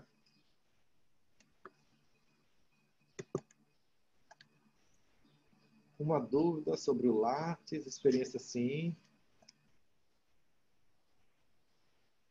Quem tem proficiência na língua adquirida pela FEFELESH em 2018 pode aproveitar para este processo ou deve fazer uma nova prova em 2020? Eu acredito que é válido por 2 ou 3 anos. São 5 anos, Eneus. Então é válido. Essas informações de proficiência tem lá no edital também. Mas são 5 anos. São tá? 5 anos. E eu vi que alguns candidatos perguntaram sobre a quantidade de vagas por linha de pesquisa. Se tem como disponibilizar. No edital só consta a quantidade geral de vagas de mestrado e doutorado. Tá? Então, por enquanto não tem como. E eu vi também que perguntaram como serão realizadas as entrevistas, se será com a coordenadora do BPG-Com, e aí você pode explicar sobre Não, é isso. por linha. São todos os docentes da linha. Só que, dependendo da quantidade de entrevistados, a gente pode ter várias sessões, né? Porque a gente não vai conseguir fazer todas as entrevistas de uma única vez, né? No único dia, como acontece da forma presencial. Então, talvez a gente precise de 2 dias aí para fazer as entrevistas, né? Vocês receberão um modelo quando vocês receberem o formulário no dia... Quando vai ser enviado, Maria, o formulário dos documentos para eles? No dia 19 mesmo? Então, na verdade, na próxima reunião do processo seletivo vai ser definido isso, né? A data de envio desse link do formulário, que é o formulário de entrega de documentação, e neste mesmo e-mail vai o modelo da declaração de identidade. A declaração eles assinarão e escanearão. Sim. Isso, certo? Será em PDF, será um documento exigido no formulário. Tá. Vocês vão receber com antecedência. Terá tempo hábil para vocês prepararem a documentação. Vocês já podem ir preparando, deixando os PDFs daqueles documentos frente e verso, por favor. Tem gente que pega o diploma, escaneia só a frente. Não, a coisa mais importante do diploma está atrás, que é o registro dele. Vocês, por favor, escaneiem frente e verso dos documentos que tem verso. Né, que tem informação no verso. Né? Os professores que participarão da entrevista são aqueles professores que têm vaga. Por exemplo, eu posso não participar de uma entrevista de doutorado porque eu não tenho vaga de doutorado. Então, participarão das entrevistas os professores que têm vagas para aquela área, né? Naquela área. Estão perguntando também sobre assinatura digital nos formulários. Pode colocar também, não vejo como empecilho também.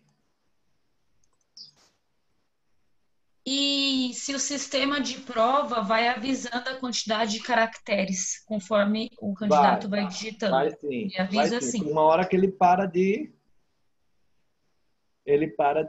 digitar. Significa que você atingiu os 3.000.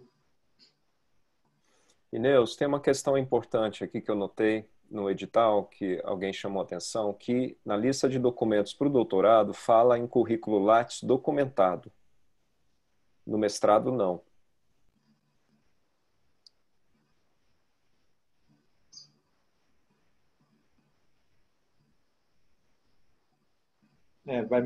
Olha, quem botou título provisório vai ter que manter. Essa coisa no edital tem currículo documentado.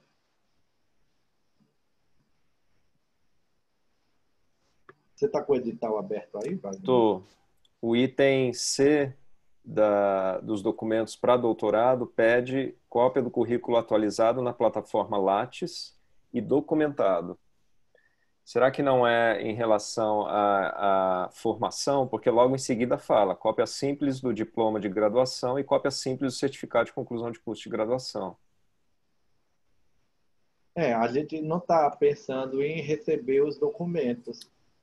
Além desses referentes que estão permitidos. À formação, né? Oi, Neus. Vale lembrar também que todos os documentos deverão ser enviados em PDF. Tem gente perguntando se pode mandar foto, tá? O formulário só vai aceitar os documentos em formato PDF. Não vai aceitar outro formato, JPG, GIG, essas coisas, não vai ter nada, nenhum outro formato. É só PDF.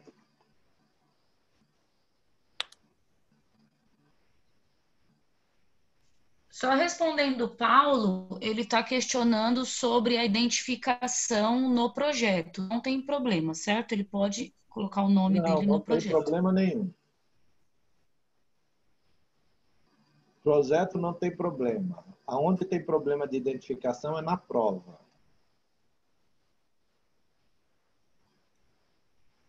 Não, tem que ser tudo PDF.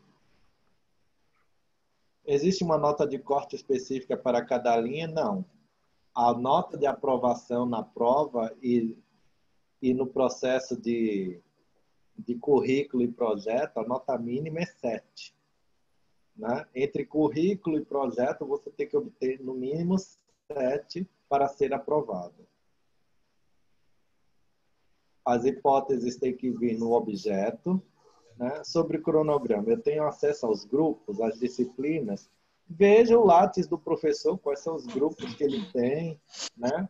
Ou os professores da linha, quais são os grupos. Percebam que a gente fez uma apresentação aqui que mostra quais são os grupos de pesquisa de cada linha, né?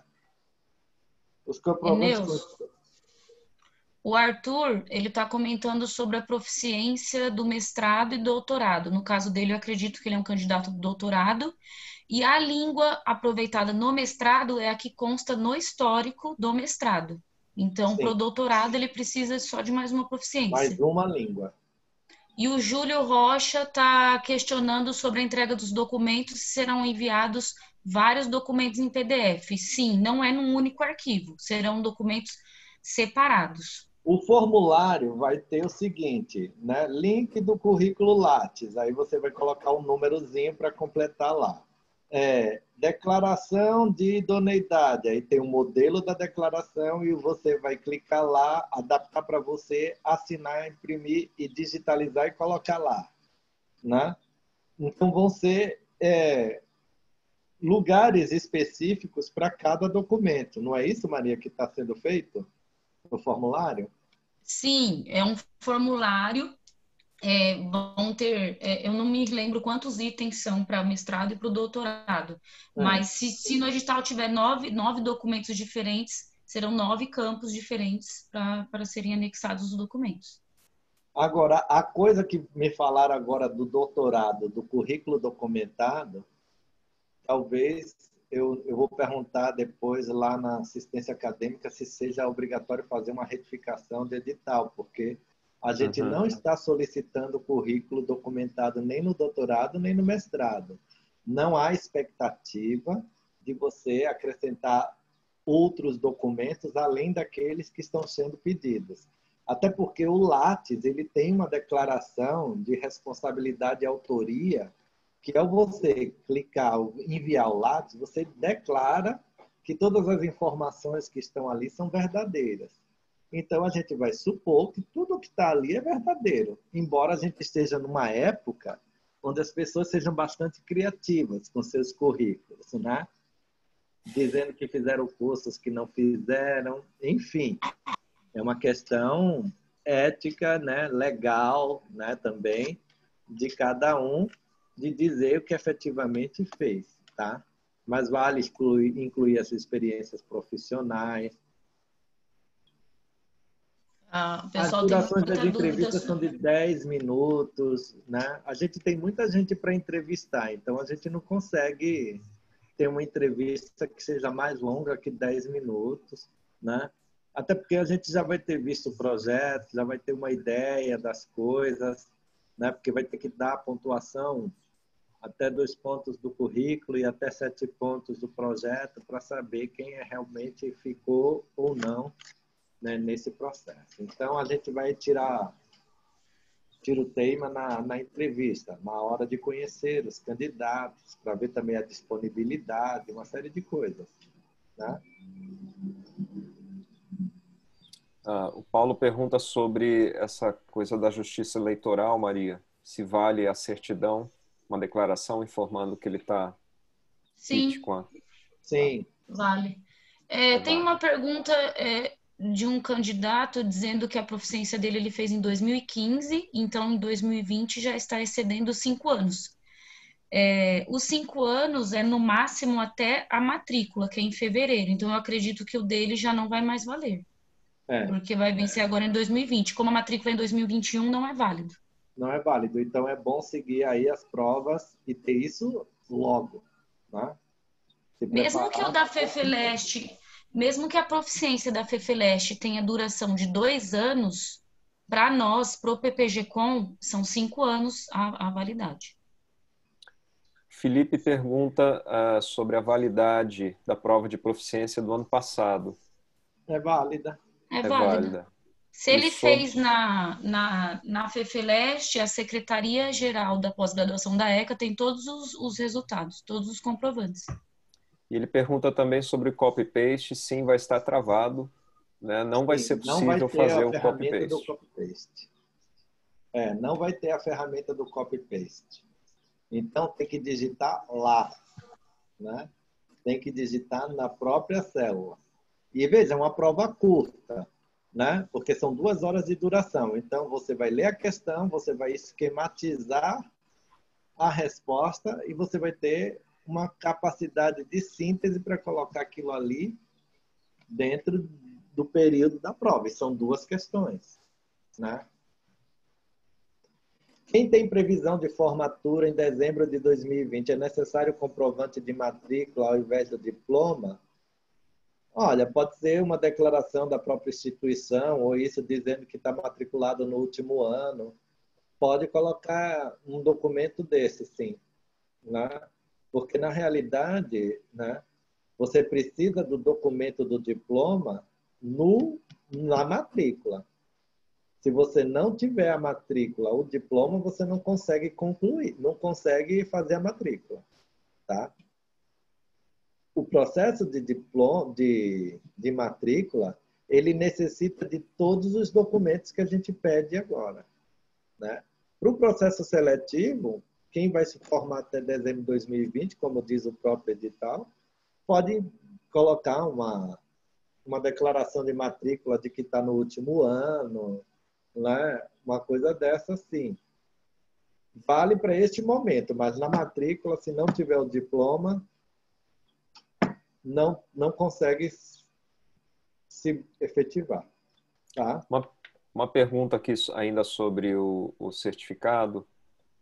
No edital fala que o resultado deve ser intermediário no resultado da proficiência da FEFELET, só que o resultado só demonstra aprovado ou reprovado. Não fala em nível. Já se pressupõe? Será que é Isso é um que é a caso omisso. aprovação? Olha, isso é um caso omisso, porque a gente tem uma nota mínima, se eu não me engano, eu não sei se é 6 ou se é 7. No edital, se eu não me engano, é 6.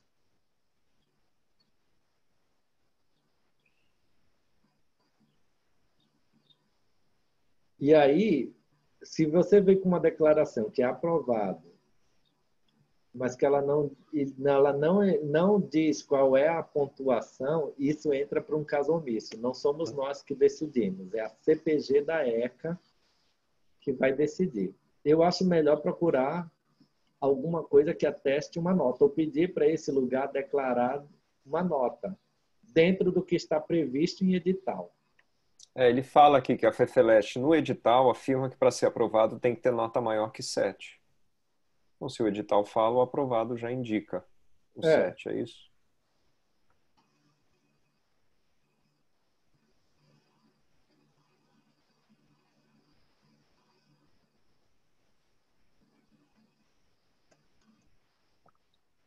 aí. A capa deve conter, alguém colocou aqui, ó, exatamente.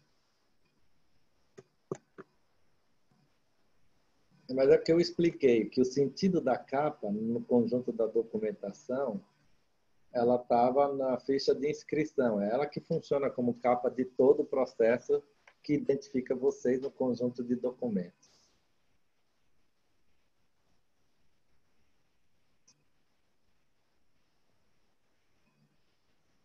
Tem uma letra errada da minha ficha. Não, isso é um detalhe.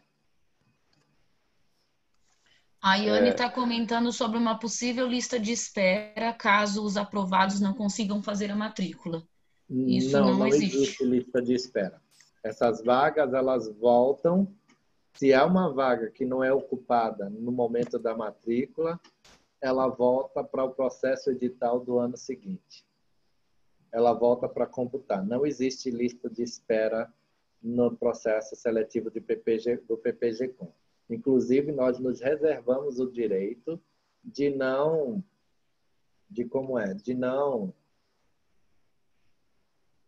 completar todas as vagas.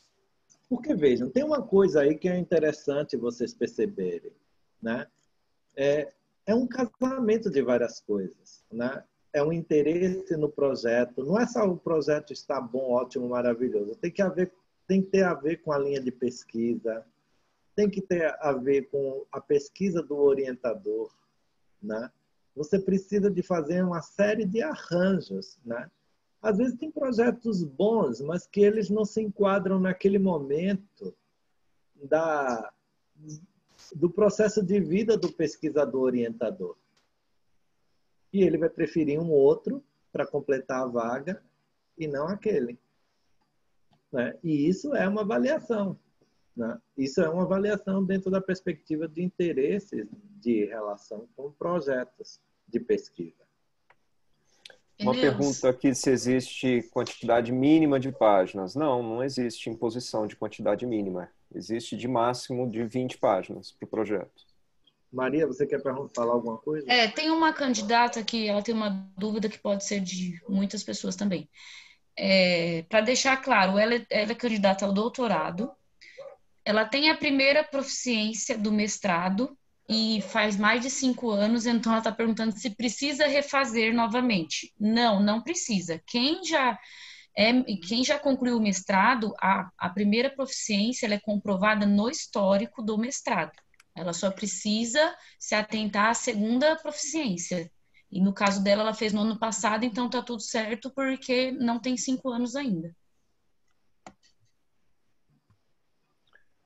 Um candidato pergunta se não recebeu o e-mail no dia da prova, existe algum meio de contatar o PPG-Com? Olha, isso é quase que impossível de acontecer. Se está aqui, né, recebeu o e-mail para estar nessa reunião aqui, aqui. Recebeu o e-mail. Isso é praticamente impossível de acontecer, né?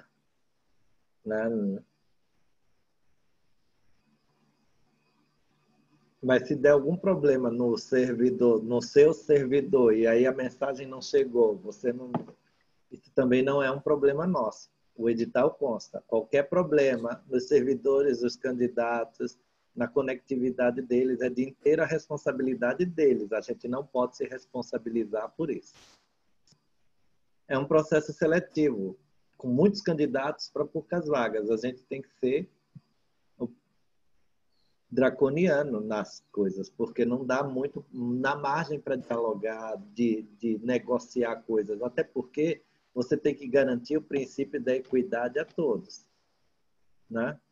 Não se pode ficar trabalhando na lógica das exceções, né? Quando é presencial, que o povo chega atrasado e não entregou os documentos. O edital diz, a entrega do documento acontece tal hora. Muita gente fica sem fazer a prova. Ah, mas eu cheguei agora, 10 minutos depois. Fechou a sala. Você só volta no ano que vem para fazer outra prova. Então, eu acho que assim, vocês têm que tomar cuidado com a questão da conectividade de vocês, estarem bem atentos aos e-mails, né? Porque a gente não pode se responsabilizar por essas questões, né? É lógico que o compromisso da gente é fazer com que tudo chegue, que o e-mail chegue, as coisas cheguem, né? Não está no pressuposto a coisa de tirar as pessoas. Elas estão inscritas, elas vão receber, sim. Agora, se tem algum problema de ordem tecnológica do outro lado, não cabe a gente resolver, né? A questão do nome na capa, veja só, vocês estão insistindo muito nisso, porque eu expliquei qual é o sentido de não ter nome na capa. O sentido de não ter nome da capa é que o envio do projeto está atribuído com um conjunto de documentos no qual aquela ficha de inscrição faz parte também.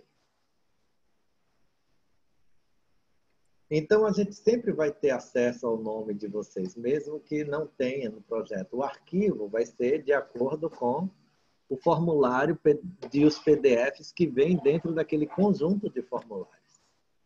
É como se cada candidato, ao preencher o formulário que vai receber para o dia 19 e dia 20 serem encaminhados, é como se fosse uma pastinha de cada um. Então, se tiver nome, não tem nenhum problema. Mas se não tiver, também não tem problema. Se está pedindo para não ter, então não coloca. Se tiver que, se não disser nada, deixa indiferente. Não é um problema grave. Neuza, essa questão da BNT está aparecendo bastante. Apareceu aqui no YouTube também, que o edital fala em espaçamento duplo e as normas da BNT apontam para espaçamento de 1,5. Para manter o espaçamento duplo, correto? Manter o espaçamento duplo. Veja, vocês são muitas pessoas. A gente precisa de uma certa comodidade para ler as coisas do projeto. Então, e vocês têm que desenvolver a perspectiva da síntese de vocês, né? Infelizmente, mas a gente tem que ler muitos projetos, né?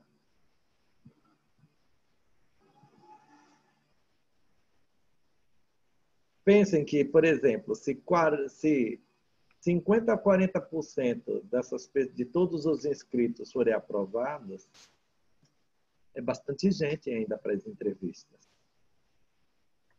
né? É bastante gente para a entrevista. Então, tem que ler uma X quantidade de projetos, né? Nós somos 19, vai distribuindo a média. Só que não é, tem linha que é mais concorrida do que a outra. Tem um número maior de candidatos numa linha do que em detrimento de outras. Então, assim, é muita gente, é muita coisa, né? Pode ser certificado de conclusão, só que para matrícula você precisa do diploma. A diferença entre objetivos gerais e específicos. O objetivo geral é sempre uma contribuição mais global da pesquisa, né? Do que ela vai contribuir para o campo, para aquela área, né? E o objetivo específico, ele vem no sentido de fazer complementações, ou seja, para fazer esse grande objetivo maior, eu tenho que fazer algumas outras coisas mais pontuais. E quais são elas?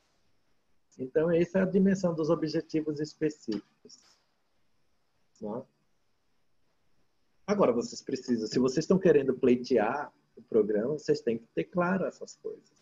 Isso é a diferença da concorrência no projeto. Quem sabe fazer tudo isso, postar tudo isso, e quem tem dificuldades, né? Então, é importante ter claro o que é fazer um objetivo de pesquisa, né? Como você enquadra, delimita um objeto, transforma isso num objetivo geral, transforma isso num objetivo específico, seleciona métodos, mostra as técnicas que vão ser utilizadas para viabilizar a pesquisa e quais serão os resultados esperados dessa pesquisa, né? Isso é uma diferença competitiva, né?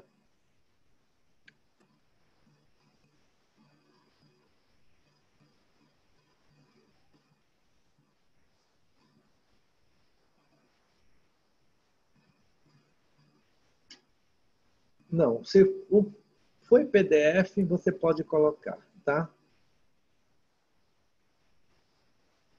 A gente se esquece que a gente está lidando com uma geração transicional. Então, tem gente que acha que tem que escanear o papel para depois digitalizar. A conversão de arquivos é um detalhe, gente, né? A BNT já saiu aqui. precisa, o nome do projeto que eu coloquei na inscrição precisa ser igual ao impresso que apresentaremos, né? Ao impresso não, ao PDF que vocês apresentarão, sim. O que a gente analisa no Lattes? A gente analisa se a pessoa teve o mestrado dela, se ela terminou a graduação, se ela teve iniciação científica, se ela não teve, se ela participou de eventos, se ela não participou, se ela tem uma experiência profissional realizada que justifica aquela pesquisa, aquela trajetória, se ela tem alguma publicação, né, em anais, em revista, em livro, capítulo de livro. No doutorado, a gente espera que tenha alguma coisa, né? Então, a gente vai observar o doutorado na expectativa de que ele tenha alguns produtos, né? Alguns produtos, né? A gente espera que esse doutorando tenha alguma produção. Então, a gente vai analisar não só a produção, mas também o histórico, se tem experiência profissional e essa experiência profissional está linkada com a pesquisa. Então, a gente vai observar no Lattes essa experiência profissional, essa experiência de vida acadêmica e essa potencialidade, no caso do mestrado, para a vida acadêmica, que deve se manifestar a partir de iniciação científica, trabalhos de conclusão de curso, participação em eventos, publicação em anais, tá? Sobre a documentação, tem uma dúvida aqui, dois candidatos dizendo que a universidade na qual eles se formaram não estão emitindo diploma e se aceita, então, certificado de conclusão na matrícula. Olha, elas não estão emitindo diploma agora por alguma questão muito particular, né? Mas vocês só vão poder fazer matrícula se forem aprovados se tiverem o diploma. Não existe negociação para isso. Não sou eu, é a USP. Aliás, nenhum programa de pós-graduação aceita matrícula sem o diploma de graduação. É uma questão sine qua non. Se não tem, não matricula. Então, para fazer a prova, pode ser o certificado, mas para matrícula não dá.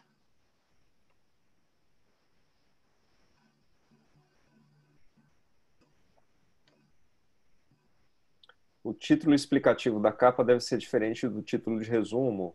Não, o projeto tem um título só. Correto? Correto. O projeto que está indicado com o título na ficha é o projeto, é o título que tem que aparecer no PDF.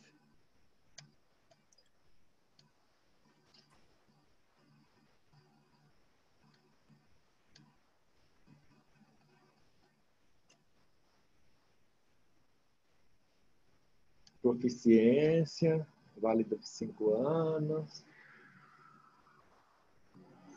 Tem uma pergunta aqui, Neus, sobre a questão da proficiência, que ele tem o histórico de mestrado, né, ele tem o mestrado concluído, mas não tem a indicação de proficiência no histórico. Você tem que ter uma declaração da sua universidade. Isso já aconteceu. Normalmente, todo histórico de mestrado, ele diz qual é a proficiência que o aluno teve no mestrado. Quando isso não acontece, você precisa de um documento complementar, porque é uma informação oculta, mas ela é necessária, porque a gente aceita a língua do mestrado. E aí o doutorando só tem que apresentar mais uma proficiência, não apresentar duas. Se você não trouxer uma declaração do histórico, complementar ao histórico, dizendo que sua proficiência durante o mestrado foi da língua tal, a sua matrícula fica emperrada. Então, é bom providenciar isso já. Tá?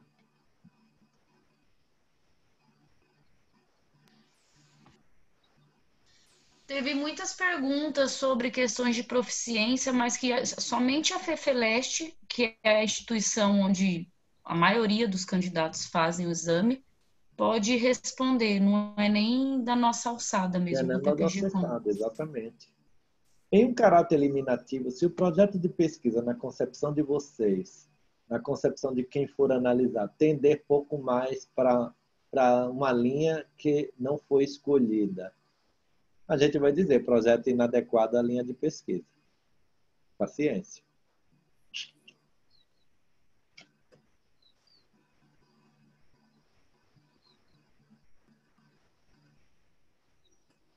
Se a proficiência consta no histórico, não tem que comprovar nada. Agora, se não consta, isso já aconteceu uma vez, não foi, Maria? Que a gente teve uma proficiência que não tinha um histórico que não declarava proficiência. A gente teve que pedir um documento complementar para a pessoa poder se Isso, matricular. a instituição, ela faz declaração. É muito raro, muito raro. Eu só vi essa única vez também, que não tinha a proficiência no mestrado. Então, eu sugiro que quem é candidato ao doutorado já dê uma olhada neste documento, no histórico do mestrado. Mas aconteceu só uma vez e aí a instituição fez uma declaração informando a proficiência aproveitada no mestrado. O Júlio pergunta, a declaração de idoneidade autoral da prova estará no link? Não. A da prova estará no formulário da prova. E a outra geral que pergunta, que vocês assinam, né? E escaneiam e põem o PDF lá no formulário, que vocês vão entregar antes, ela é referente à declaração da prova e do projeto. Na prova existe só para marcar que você é que está fazendo ali, declarar que é você que está fazendo aqui. Não vai chegar seu primo e vai sentar no computador e vai escrever a sua prova. Né? Você está se comprometendo ali, marcando X, de que foi você a pessoa que fez. Se vem outra pessoa no seu lugar e faz a prova, é uma questão, como eu repito, ética de cada um. Né?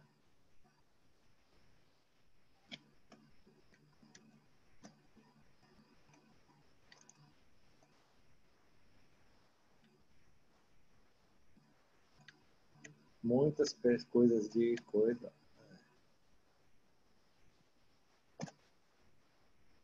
Muita questão de proficiência.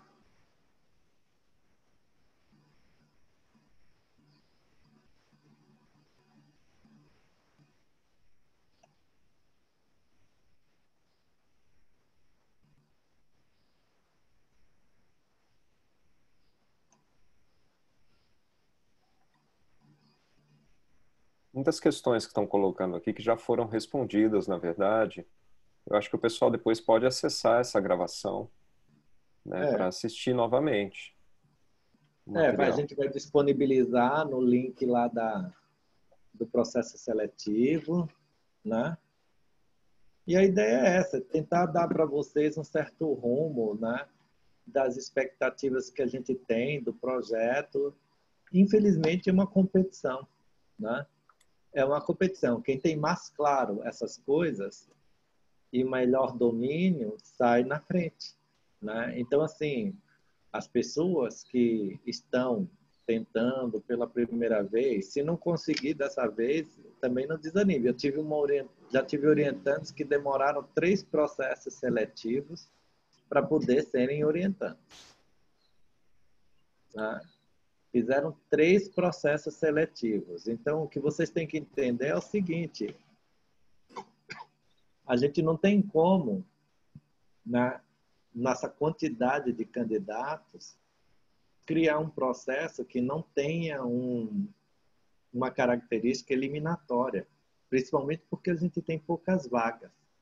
Então, assim, é muito importante saber ter essa capacidade interpretativa do edital, ler ele com atenção, né? Cumprir os horários que estão determinados, as pessoas que não são muito pontuais devem procurar se organizar para esse dia, né?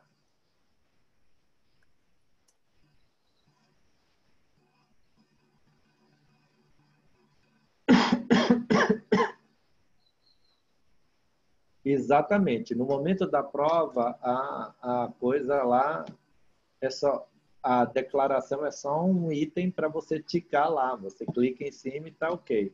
E não esquecer, a prova está chegando no final, terminou de ler, clica no botão enviar. Se você não enviar, a prova não vem para a gente. Né?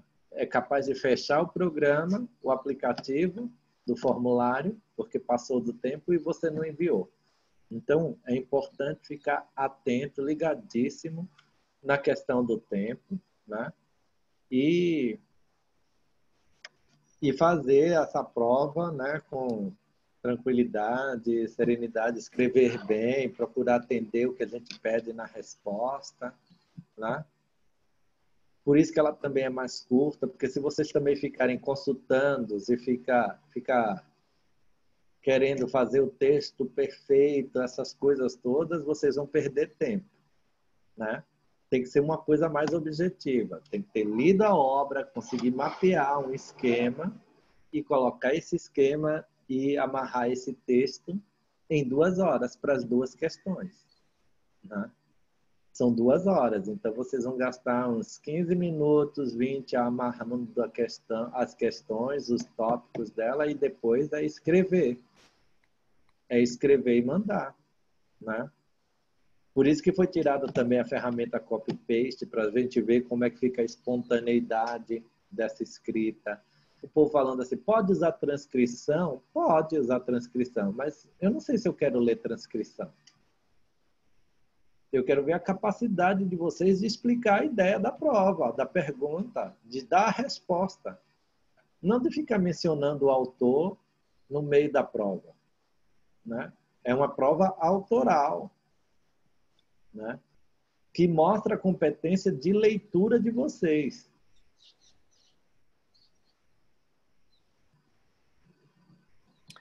Uma questão aqui no YouTube. Quem está concluindo o mestrado na ECA está se candidatando ao doutorado, é possível enviar somente o histórico escolar na graduação e deixar para entregar o diploma no ato da matrícula, visto que o certificado de conclusão do curso já foi entregue no ato da matrícula do mestrado à instituição. Pelo que eu Não, quem é entendi, da ECA pode, sim. pode, né? É. Só é importante, talvez, no lugar de diploma, colocar uma declaração dizendo dessa situação, né? Mas o próprio setor de graduação, ele faz esse documento. Da Exatamente. pós-graduação faz esse documento. A graduação faz esse tipo de documento. Isso vale tanto para os candidatos do mestrado quanto do doutorado, que são alunos da ECA. Tá. Mais alguma questão, gente? O link vai ficar disponível para vocês, né, no YouTube. Mais uma vez eu repito, né, para a gente é uma honra e uma responsabilidade muito grande, porque são muitos candidatos, são projetos de vida. Eu sei que para alguns é uma coisa muito séria, tem uma alta expectativa, para outros é mais uma tentativa, né? Pergunta, a última questão, Eneus, o Gustavo pergunta se as disciplinas já estão disponíveis para 2021. Eu acho que ainda não. Não, né? Ainda não. Não, ainda não. Ainda não. Vocês não precisam dizer exatamente qual é a disciplina que vocês vão fazer, não é nada disso. É cursar disciplinas, participar de seminários, reuniões de grupo de pesquisa e marcar aquilo nos meses. Prever, né, a participação em disciplinas, não necessariamente dizer qual disciplina. Cursar a disciplina, né? É isso que vocês precisam. Bom, a gente chegou no nosso teto, gente. Aqui eu acho que vai ficar aí. Como eu disse, então, vocês, boa sorte, né? Vocês vão receber os comunicados do formulário, né? Com os documentos. Já devem ir preparando esses documentos, né? Deixando todos em PDF. E também já devem, como a gente disse, aguardar o formulário e aí vocês vão seguindo as orientações, porque os formulários vão vir com uma instruçãozinha para vocês colocarem tudo em PDF, no lugar certinho, tá bom? E aí a gente deseja boa sorte, a gente sabe que é um processo difícil, que existe aí um investimento de expectativa de projeto de vida, né?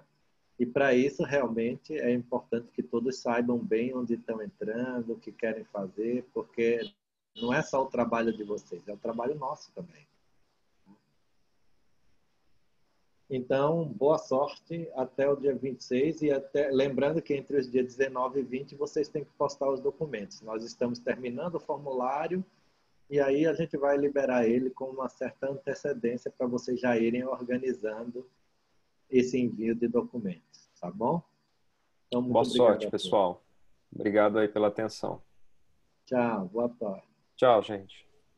Tchau.